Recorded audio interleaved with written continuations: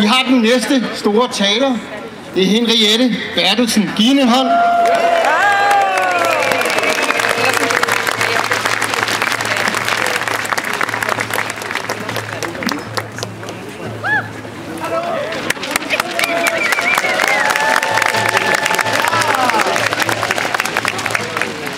Ja.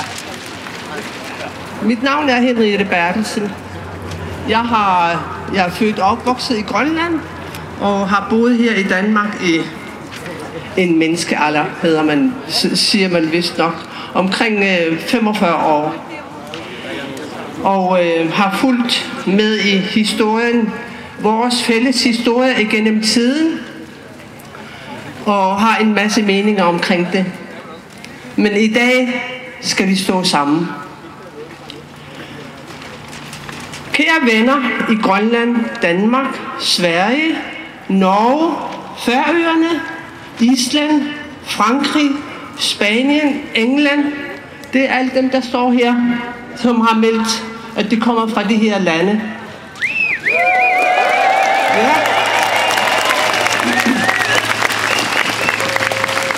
Lad os stå op for alle i Grønland, vores familier, vores venner og den nye regering. Lad os give al den støtte, vi kan til det frie Grønland og dermed den frie verden. Eller?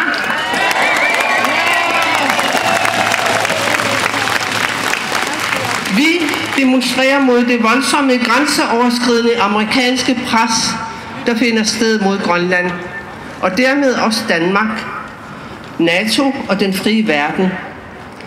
Der udvises en uset respektløshed, der handler om, at Trump vil købe Grønland, som var vi et folk og land, der kunne købes for guld og grønne skove. Han siger, at han vil gøre alt for at få Grønland. USA manipulerer, gør os utrygge og forsøger at splitte os. De møder op uinviteret med store Herculesfly.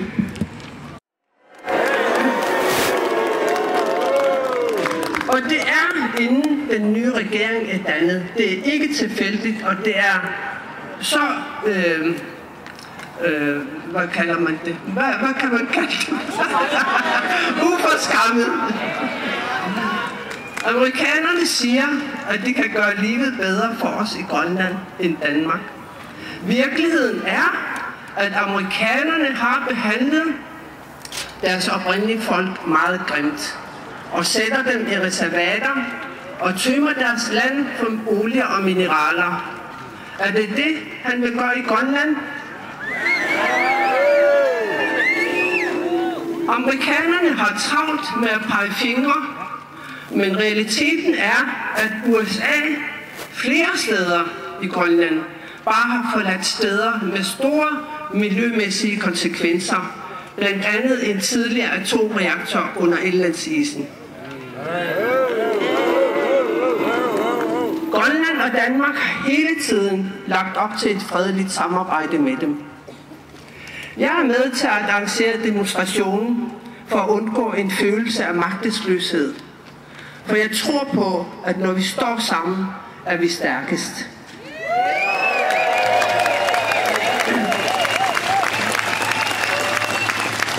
Jeg er så stolt af, at man i Grønland har været i stand til at vise sammenhold, trods utrygge og uforudsigelige forhold. Blandt andet afvist besøg af de pågående turister, amerikanerne. Befolkningen i Grønland udviser et stort mod, viljestyrke, livsvisdom og ressourcer. Ressourcer, vi har udviklet gennem mange generationer ved at overleve et af de barskeste områder i verden. Grønlænderne fortjener vores støtte.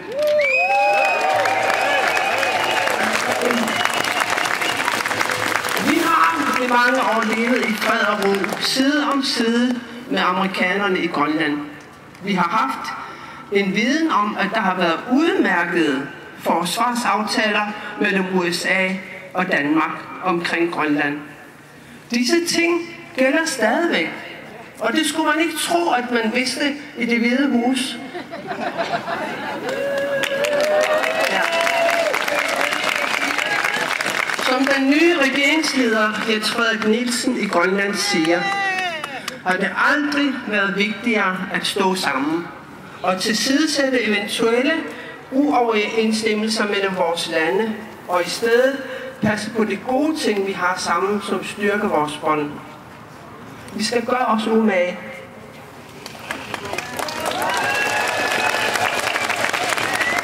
Når vi står sammen, så er vi stærkest.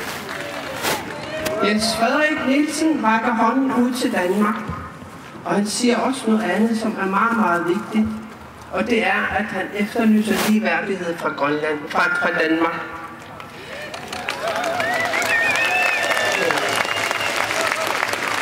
Vi har haft et forhold til Danmark i flere hundrede år.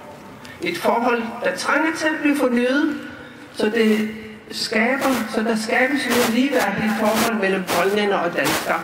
Og det gælder også for os grønlændere, som bor i Danmark. Vi vil behandles ligeværdigt med respekt, og vi ønsker, at vi bliver hørt. Det nytter ikke noget, at det er Grønlands eksperter altid, der bliver hørt. Vi kan godt selv snakke.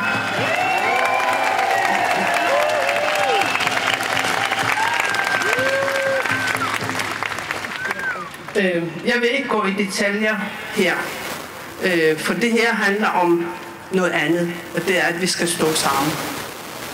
Lad os danskere og grønlændere imellem arbejde sammen om en bedre fremtid. Hvis der er et stabilt, ligeværdigt samarbejde, så står vi stærkest. Det er vigtigt for verdensfreden.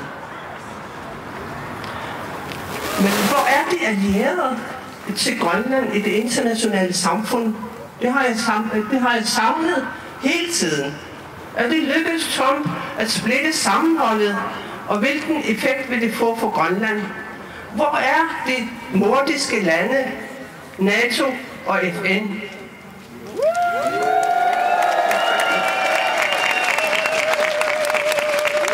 Det er som om de gemmer sig i et lille hjørne og nærmest hvisker, at de støtter Grønland, som Mutti siger. Grønland har brug for allierede nu, der klart og tydeligt siger fra med støtte og opbakning.